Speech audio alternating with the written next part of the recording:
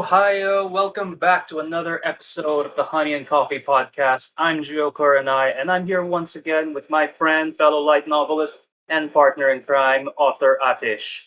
Hey everyone, it's good to be back. And once again, we are here with a new episode. And this time, we again have a friendly guest, Kanji. Yeah. Hey Kanji. Well, hello, how you doing? Well, thanks for having me here. So the reason I've returned is to discuss the end of the Honeyfeed and Mel contest. We have our three winners finally, and obviously we came here to just talk about what they did good, what they did, and why they succeeded. And obviously, before we begin, just be aware that we'll be talking about the novels, so it's going to be spoiler territory. And if you don't want anything to be revealed with you, just pause now, go read the novels. They're very good. Trust us, they won the Then come contest, back here. and then come Yep. back here. Exactly. That's what you should do. Start things off. We're gonna take a look at the grand prize winner, Realm Assassin by Pearlyn M. So, we've all given every sort of read. So, what do you guys think of the grand winner? I think that the main thing I've enjoyed about Film Assassin was the very diverse gallery of the characters, particularly Dolly, the main character, an android sent to investigate anomalies in a realm. Oh yeah, yeah. My first impression was that Dolly was going to have a character journey, from a drone that takes orders to a more free-willed individual. But as I kept reading, I found that her development was more centered around various characters she meets up with. Oh, you mean, like Noah Runo aren't you? Oh yeah, yeah. Those guys. Yeah, Those. all of go on. No, I'm good. All of them had something unique about them, and I think, in a way, they each reveal a facet of Dolly's character just simply by being there. I liked how so the novel didn't try to make it just a one-man show, like so to speak. Rather, it felt like it had an ensemble cast, so everybody kind of contributed an equal amount or weight to the plot and the theme. So it kind of just got furthered by everyone, not just by one person, which is pretty cool. Oh yeah, like you've seen in how Dolly interacts with another android, or how she deals with Lewis, the guy who loved this rock a little bit too much. It just makes a world from the characters rather than having it the other way around. It's pretty entertaining, yeah. Especially with how well written the character interactions are. So speaking of characters and interactions, another thing I liked was how subtle some things were introduced, like some sort of blink and you'll miss them kind of things. For example, with Runo and what on who he really was, like the tweets came out of nowhere, but if you look back on it in retrospect, you can say like, how could I have missed that? All those signs were there. Yes, same with how the monster actually come to be. It's more of a deduction, like where did they come from? In the beginning, it's just they exist, but why? No one seems to know or care about it. But when you see it happen, it's very clear that all signs were there. See Noah's transformation, for example.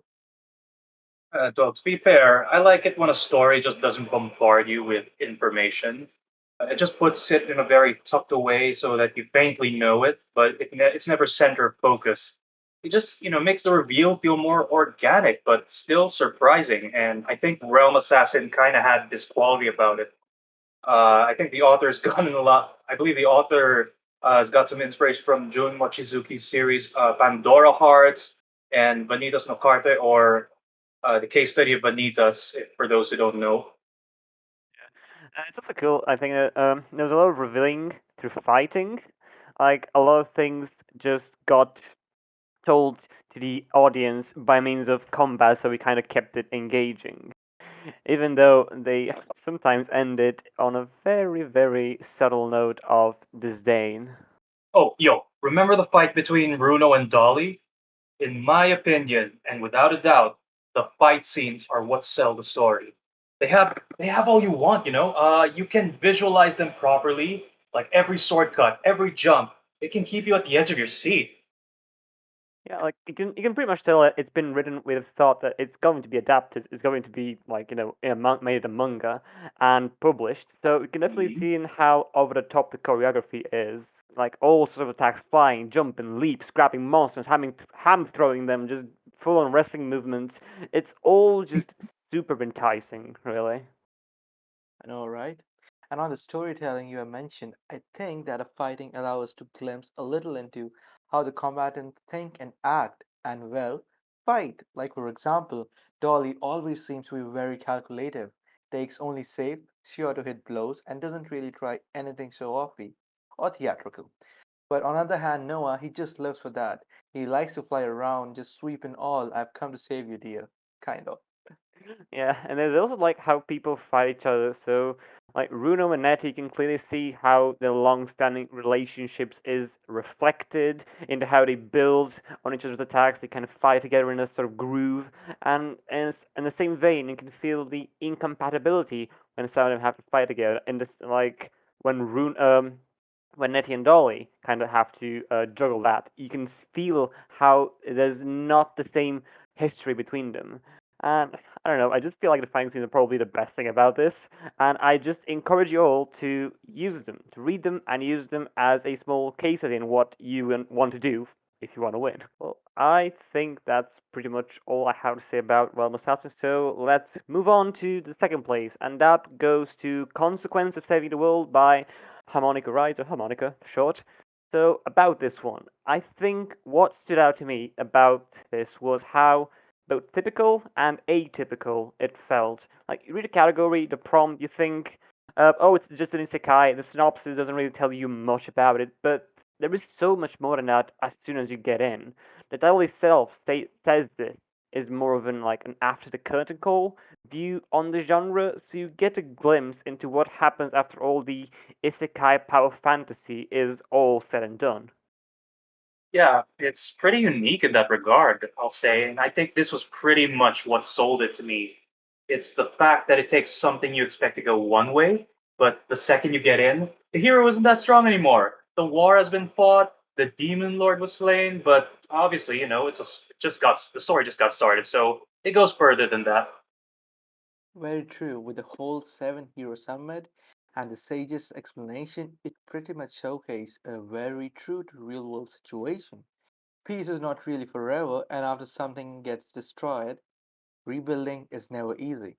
There will be territorial disputes, uh, power imbalance, and the need to rectify that, and they are all here.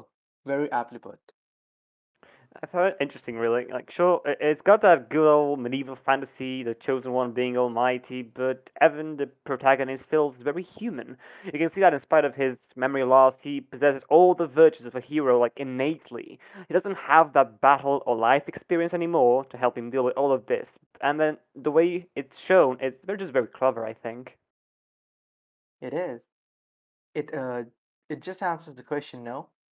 Is there a happily ever after when all said and done? Well, apparently not, and then come the consequences. For me, I think it just captures that perfect blend of topical and unusual. There's enough tropes that the diehard fans can resonate with. You have the immature hero, the strong female companion, some bits and pieces of diplomatic relationships, and pure hardness. Let me tell you that. But then you also have the things that just set this one apart. With the memory transfer, the whole mind soul body relationship, the post war settlements. I'm very certain this was probably why it got second. It just appeals to everyone in a way. And speaking of appealing to everyone in a way, I think this was probably the most relaxing read for me among the three. Whenever I was feeling like needing a quick, restful break, I just picked this up and knocked down a couple of chapters. I don't know what it does for me, really, if it's the funny banter between the characters or just the easy to read, easy style, but this was my comfort pick for the read.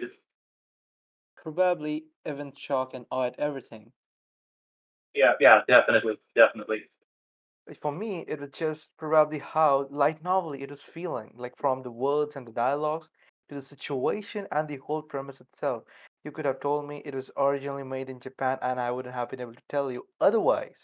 But obviously, if you dig a little deeper, you can find some more westernist things, can't you? Yeah, I mean, hey, if you think about it, it's probably the most faithful to the contest in this regard, because we were looking for mangable content, like, things you can easily translate and then adapt, and some influences kind of needed to be there. For example, you can feel the sort of young adult audience with how bashful and childish Saria and Evan act towards one another. You can see the anime shown in the dialogue, the fight scenes even kind of geared towards the visual. Well, yeah, but you can also see things that go a bit beyond that. Circling back to the whole war drama, I think it's just doing what 86 did. I think Atish is the one who can really see that one. It's just putting some heavy handed topics in an easy to read, easy to follow, easy to digest mode. So I think that's what makes it accessible to everyone. And last but not least, we have the third place story winner, and that is Sequence of Kai by OscarHM. A sequence of Guy, I think it was the characters that sold it to me. They are just so real, you know. They feel so much human to me, like, it felt like I was with them while the entire story was going on. I think it's the way they react. It's very personal and very raw, but not too raw that it takes you out of it. It's a good balance between how you hear people speak every day and also that literary speak, if you know what I mean. Yeah, definitely, dude. I think the author made it very clear they didn't like speech tags at all, but they weren't even needed. Each character had its unique way of speaking that you could instantly pin each line down to the speaker. It helps when all of them are kind of unique in how they speak and how they the tone of their words. Like you can always feel the a cheerleading kind of tone in how Trish speaks, and that pathetic drawl of Aaron, or just the angsty energy in Kai's every single thought and line of dialogue. But what I found more impressive is how everything was just built almost entirely through dialogue. Like For the most part, yeah, I think the plot even moves forward solely through the small Wignan-like interaction between everyone. And obviously the relationships between the characters. You can see it clearly in Kai and Trish's friendship, how they simply have a different, separate way of talking, of acting around each other. It's all very, very accurate to how people of their age would talk, even though they are far from ordinary.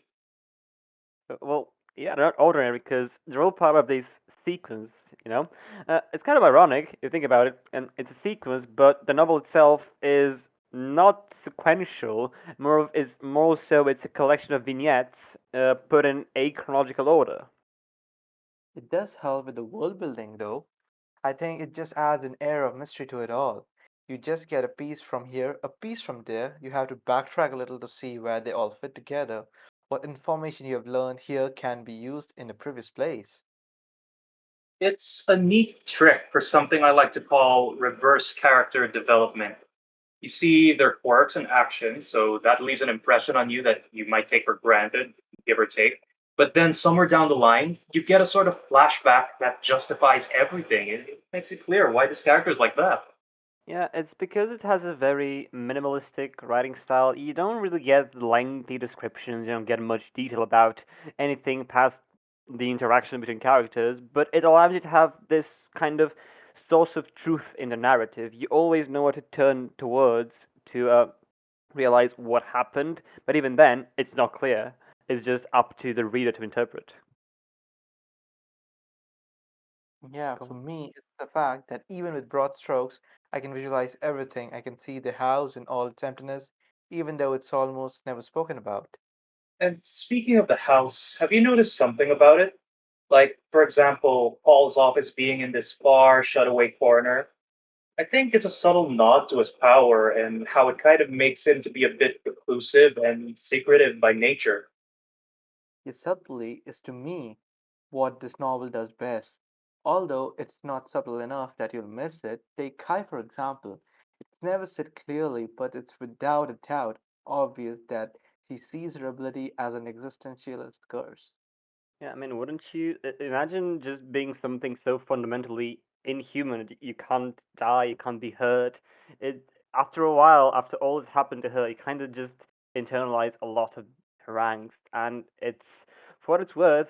I think that deep down, she just wants to be kind of normal, and it's just impossible to her. You can see that in the episode, or not the episode, the vignette in which she has Trish's birthday. You can feel a sense of longing in that whole scene just for the smiles the girls have and the pretty much teenagey to teenagery interaction they have, but it's not obvious. It's a kind of restraint held back. And even though she never outright says it, she never goes, "I want this." You can clearly see it, can you not? Oh yeah, definitely. What I liked most was the elegance of it all. It was never in your face, but it was so telling that it never had to be. It's all very passively transmitted, which I think every novel should be doing, for real. So with that, we pretty much accomplished what we set out to do for this episode. Feel free to ask what's on your mind, and we'll be checking this as we promised before. We will be checking this video every Sunday before we launch our next episode, and we'll do our best to answer any questions we find as soon as possible. Yeah, and also don't forget to like, share, subscribe, and of course comment like Gio said. We need those likes. Hit the notification bell icon. Anyways, guys, so we are done for today. See you next time. Until next time, everyone.